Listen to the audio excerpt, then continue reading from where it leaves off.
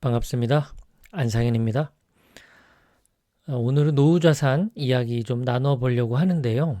현재 대한민국은 정치는 민주주의 체제라고 볼 수가 있고 경제는 자본주의 체제라고 볼 수 있습니다. 자본주의 시대에 살고 있으니까 자본에 대해서 먼저 짚어보려고 하는데요. 자본은 이제 사전적인 의미로는 재화와 용역의 생산에 사용되는 자산, 이렇게 말합니다.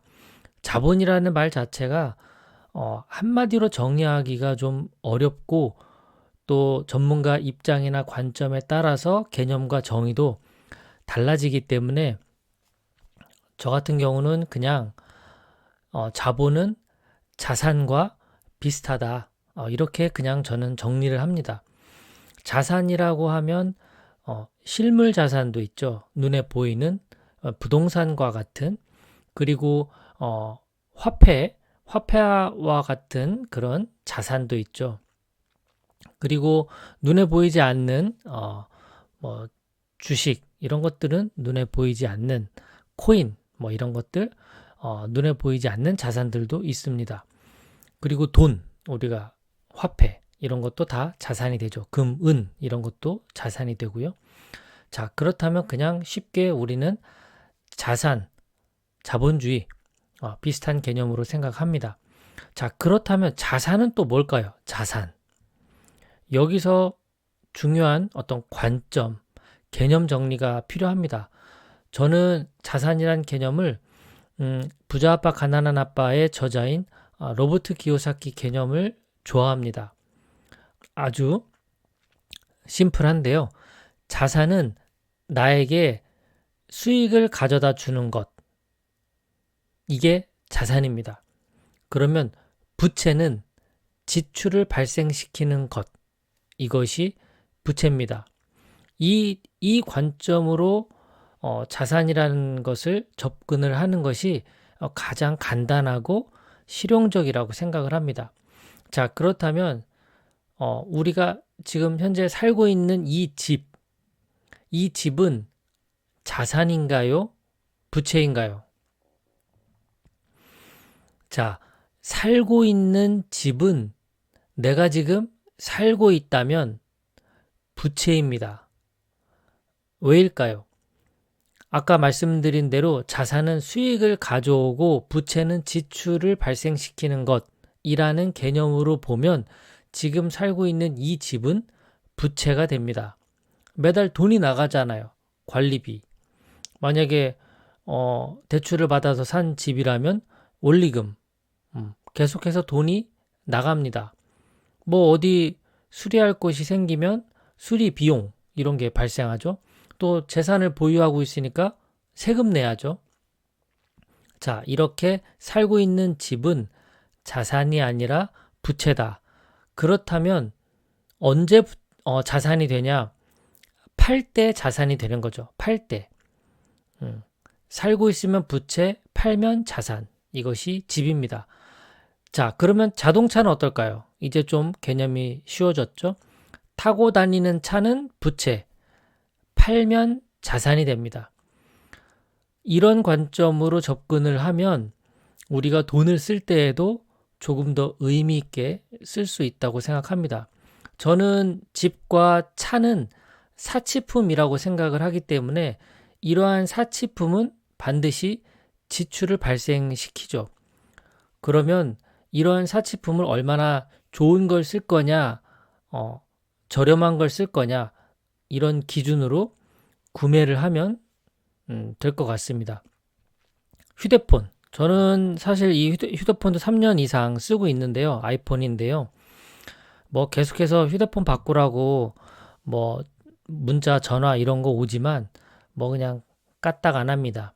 지금 전화기 쓰는데 전혀 지장이 없기 때문에 고장 나지 않는 한 저는 계속해서 쓸 생각이거든요. 좋은 기종을 사서 그걸로 돈을 더 번다면 투자할 만한 가치가 있죠. 예를 들어 옷도 마찬가지죠. 옷도 100만 원을 옷을 주고 사서 그 옷을 잘 입고 200만 원을 벌어온다면 자산과 같은 개념이 되는 거죠. 옷도. 그렇기 때문에 투자할 만한 가치가 있습니다. 하지만 그냥 반듯하게 깔끔하게 입고 다닌다면 비싼 옷을 굳이 살 필요가 없는 겁니다. 왜냐하면 그냥 입고 다니는 옷은 부채가 되기 때문이죠. 자본주의 시대에 우리가 살고 있기 때문에 항상 자본에 대한 개념을 인식하는 것이 중요하고요. 그렇다면 이러한 자본을 어떻게 모을 것인가, 그리고 어떻게 운용할 것인가에 대한 공부가 반드시 뒤따라와야 될 겁니다. 자본이라는 것을 모으는 방법은 크게 세 가지라고 보겠죠. 근로소득, 우리가 직장에서 급여를 받는 것, 그 다음에 자영업을 비롯해서 사업하는 분들, 사업소득이라고 하겠죠. 내 스스로 무언가를 차려서 비즈니스를 통해서 벌어들이는 소득. 그리고 마지막으로 세 번째가 자본소득입니다. 부동산이든 주식이든 우리가 투자를 통해서 소득을 발생시키는 것. 그런데 근로소득이나 사업소득만으로는 부족합니다. 왜냐하면 언젠가는 그 일을 그만두어야 하기 때문이죠. 그렇다면 남은 노후를 이제 어떻게 살아가야 할지 고민을 해야 되는데 이때 필요한 것이 자본소득이 필요한 겁니다. 워런 버핏은 이렇게 말했습니다. 잠자는 동안에도 돈이 들어오는 방법을 찾아내지 못한다면 당신은 죽을 때까지 일해야 할 것이다. 자본소득의 중요성을 설명한 그런 내용이라고 생각이 됩니다. 자, 그렇다면 근로소득도 좋고 사업소득도 좋습니다. 소득을 발생시켜서 이 소득을 가지고 이제 우리가 자본을 굴려 나가야 되겠죠. 결국은 투자를 해야 됩니다. 부동산이든 주식이든. 은행에 저축하는 것은 투자가 아니죠. 투자는 위험이 담보되어야 하기 때문입니다. 저는 부동산 투자보다는 주식 투자를 선호하고 있습니다. 주식 투자도 크게 두 가지 종목이 있을 수 있겠죠. 배당주는 당장 돈을 만들어내는 그런 효과가 있고요. 성장주는 미래 기대 수익을 위해서 투자를 하는 겁니다. 또 약간 두 가지 배당 성장을 모두 만족시키는 것, 제가 좋아하는 삼성전자 우선주, 배당도 나오고 성장도 기대되는 주식입니다. 국내 상장 미국 ETF 우리 투자하고 있습니다. 연금 계좌를 통해서 투자하고 있는데요. 이런 ETF는 배당이 조금밖에 나오지 않기 때문에 배당보다는 기대 수익에 더 초점을 둔 겁니다. 여러분들은 노후 자산을 얼마가 필요하다고 생각하시나요? 주식 투자의 시작은 필요한 노후 자금의 금액을 정하는 겁니다. 목표 금액이죠.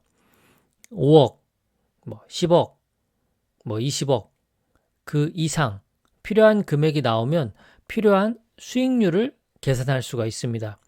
필요한 금액 그리고 필요한 수익률 여기에 맞게 투자 상품을 결정을 하는 것이죠.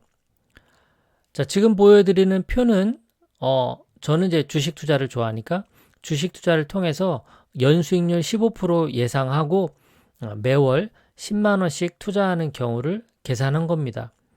10년 동안 투자를 하면 원금은 1,200만 원, 그리고 연 15% 복리 계산을 하면 2,786만 원이 돼요. 여기서 우리가 만약에 일반 과세 15.4% 세금을 내고 계산을 하면 244만 원 세금을 내는데요. 만약에 연금 계좌에서 투자를 한 경우에는 5.5% 세금 153만 원을 내면 됩니다. 20년을 투자하게 되면 원금은 2,400, 그리고 투자 수익금은 1억 5,159만 원 정도가 됩니다. 그리고 세금은 보시는 바와 같이 일반 과세 적용하면 대략 2천만 원, 연금 소득세로 계산하면 833만 원이 되죠. 자, 30년 투자하면 원금은 3,600만 원이 되고요. 그리고 전체 수익금은 7억 원 정도가 됩니다. 일반 세금으로는 1억 정도를 내게 되고 연금소득세로는 약 4천만 원 정도를 세금으로 내게 됩니다. 연금계좌를 활용하는 것이 노후자산에는 반드시 중요하다라는 것을 알 수가 있겠죠. 자, 노후자산을 우리가 좀 더 빠르게 키우는 방법은 매우 단순합니다. 첫 번째는 매월 투자 금액을 높이는 방법이 되겠죠. 투자 금액을 높이려면 절약이 필수입니다. 두 번째, 투자 기간을 길게 가져가는 방법입니다. 투자 기간을 길게 가져가려면 평생 현역으로 일하는 것이 필요합니다. 노후 자산을 크게 만드는 방법, 투자 금액을 높이거나 투자 기간을 길게 가져가는 것, 이것이 중요하다는 것을 말씀드립니다. 자, 보시는 그림은 워런 버핏의 부의 상승입니다. 자산이 어떻게 변하는지 한번 보십시오. 14살에 5,000달러였는데요. 30세가 되니까 100만 달러가 됐습니다. 우리나라 돈으로 13억 정도가 된 거죠. 자, 이 100만 달러가 1000만 달러가 되는데 7년밖에 걸리지 않았어요. 37세에 1000만 달러. 그 다음에 47세에는 6,700만 달러가 됩니다. 6.7배가 상승을 했죠. 자, 그러다가 50세가 넘어가면서부터 이제 투자 금액이 정말 눈덩이 굴러갑니다. 52세에는 3억 7,600, 53세에는 6억 2천만 달러가 됐는데 이제 59세에 38억, 66세에는 170억. 예. 지금 현재는 몇 억인지도 잘 모르겠습니다. 뭐 관심도 없습니다. 솔직히. 100억만 넘어가도 뭐 상상할 수 없는 금액인데 뭐 무슨 막 조 단위 금액은 우리가 뭐 상상할 수가 없잖아요. 자, 이렇게 워런 버핏에서 배우는 투자의 속성은 바로 장기 투자가 되겠죠.